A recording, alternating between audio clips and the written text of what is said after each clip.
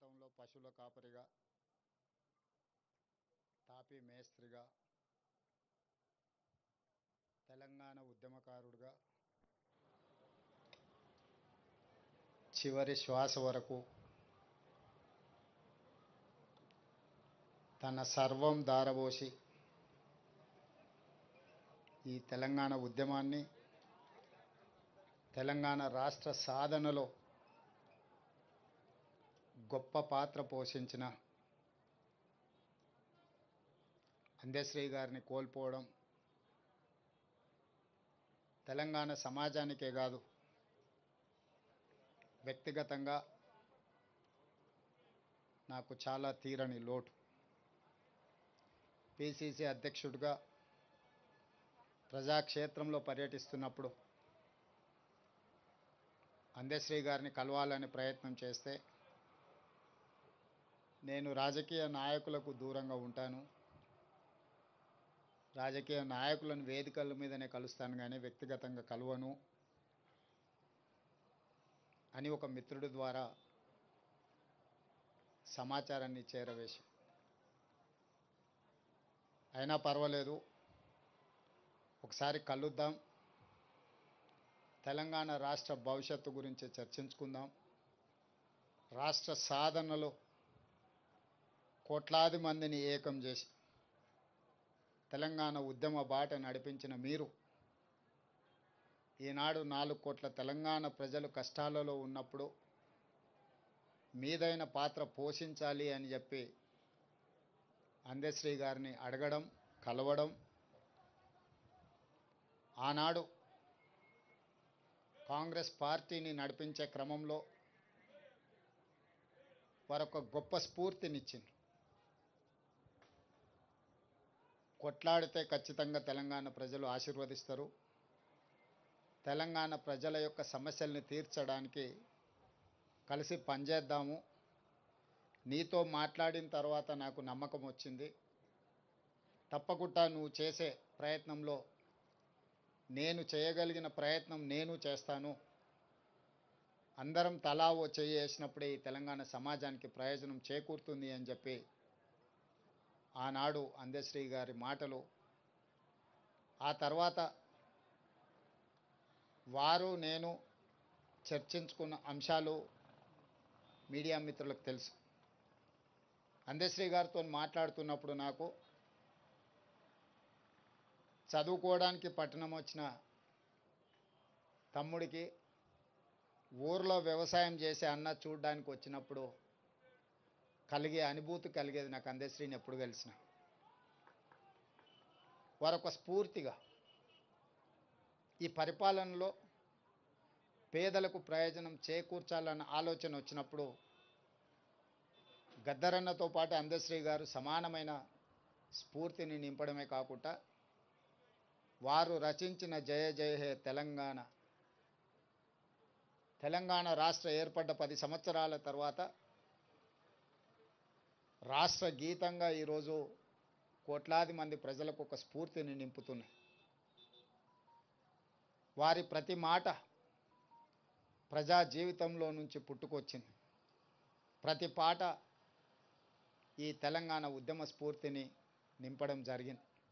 అందుకే ఈనాడు తెలంగాణ రాష్ట్ర ప్రభుత్వం రాబోయే మంత్రివర్గ సమావేశంలో మంత్రులందరి సహకారంతో జయ జయ హే తెలంగాణ గానాన్ని పాఠ్య పుస్తకాలలో ప్రథమ అంశంగా చేర్చడానికి రాష్ట్ర ప్రభుత్వం నిర్ణయం తీసుకుంటుంది.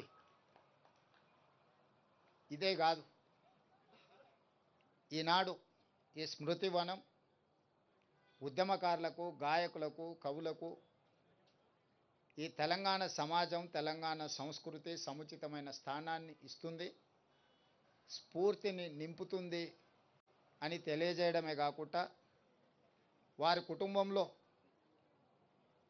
ఒకరికి ప్రభుత్వ ఉద్యోగంలో అవకాశం కల్పించడానికి మా ప్రభుత్వం నిర్ణయం తీసుకుంటుంది. ఎందుకంటే జీవితాంతం నిస్వార్థంగా సర్వం ఒడ్డి తన రక్తాన్ని చెమటగా మార్చి తన గళాన్ని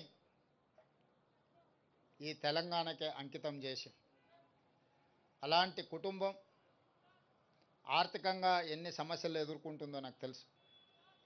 కాబట్టి ఈనాడు వారి కుటుంబంలో ఉద్యోగం ఇవ్వాలని, దీని ఒక స్మృతి వనంగా తీర్చిదిద్దాలని జయ జయ హే తెలంగాణ గానాన్ని పాఠ్యాంశంగా మార్చి వారి స్ఫూర్తిని ఎల్లకాలం, ఈ తెలంగాణ ఉన్నంతకాలం తెలంగాణ రాష్ట్ర సాధనలో అందశ్రీ గారు పోషించిన పాత్రను శాశ్వతం చేయడమే కాకుండా వారు జీవితకాలం రచించిన రచనలను ఒక పుస్తక రూపంలో వారు రచించడం జరిగింది.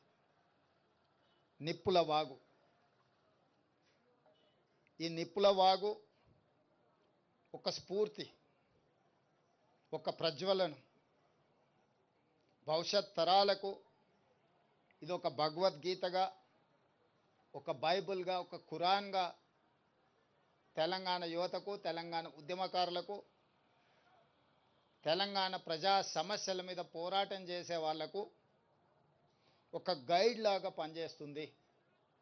అందుకే నిప్పుల వాగును 20,000 ప్రచురణలు తెలంగాణ ప్రాంతంలో ఉండే ప్రతి లైబ్రరీలో, తండాలలో, గూడాలలో, మారుమూల పల్లెల్లో ఉండే తెలంగాణ సమాజం అంతా అందశ్రీ గారి స్ఫూర్తితో వారి రచనలో ఉన్న సారాంశాన్ని తీసుకొని పేదలకు సేవలు అందించడానికి ఉపయోగపడే విధంగా నిప్పుల వాగు గ్రంథాన్ని ప్రతి లైబ్రరీలో పెట్టే విధంగా ప్రభుత్వం చర్యలు తీసుకుంటుంది.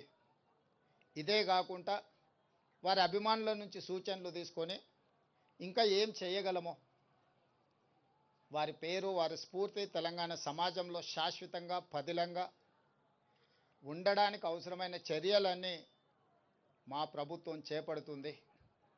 వారు ఏనాడు వారి ఆరోగ్యం గురించి, వారి ఆర్థిక పరిస్థితుల గురించి, కుటుంబ సభ్యుల గురించి ఏనాడు కూడా అందశ్రీ గారు ఆలోచన చేయలే. ఈ 4 కోట్ల తెలంగాణ ప్రజల యొక్క సమస్యలే తన సమస్య అని, ఈ సమాజమే తన కుటుంబం అని భావించిన ఒక గొప్ప మానవతావాది. నాకు వ్యక్తిగతంగా మనసుకు చాలా దగ్గరగా వారి ఆలోచన, వారి స్ఫూర్తి ఎప్పుడు నాకు కలిగించే విధంగా వారు కలిసినప్పుడల్లా మాట్లాడేవాడు. వారిని కోల్పోవడం తెలంగాణ సమాజంతో పాటు నాకు, నా కుటుంబానికి ఒక బాధాకరమైన అంశము. ఏది ఏమైనా తెలంగాణ రాష్ట్ర ప్రభుత్వం అందశ్రీ గారికి గౌరవించడమే కాదు, అందశ్రీ గారికి పద్మశ్రీ ఇవ్వాలి అని గత సంవత్సరం కేంద్ర ప్రభుత్వానికి లేఖ రాయడం జరిగింది.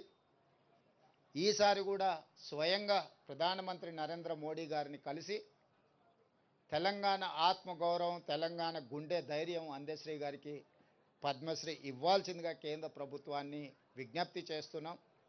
మిత్రులు కిషన్ రెడ్డి గారిని, బండి సంజయ్ గారికి కూడా నేను సూచన చేస్తున్నా, మీ వంతు ప్రయత్నం మీరు చేయండి. తెలంగాణ రాష్ట్ర ముఖ్యమంత్రిగా అందశ్రీని గౌరవించుకోవాల్సిన బాధ్యత తెలంగాణ ప్రజల తరఫున మీ మీద, నా మీద ఉన్నది. తప్పకుండా వారికి పద్మశ్రీ వచ్చే విధంగా, ఆ గౌరవం దక్కే విధంగా రాష్ట్ర కేంద్ర ప్రభుత్వాలు ప్రయత్నం చేద్దామని తెలియజేస్తూ, వారి అభిమానులకు, ఇక్కడికి విచ్చేసిన మీడియా మిత్రులకు వారి పట్ల మీరు చూపించిన అభిమానానికి నేను కృతజ్ఞతలు తెలియజేస్తూ సెలవు తీసుకుంటున్నాను.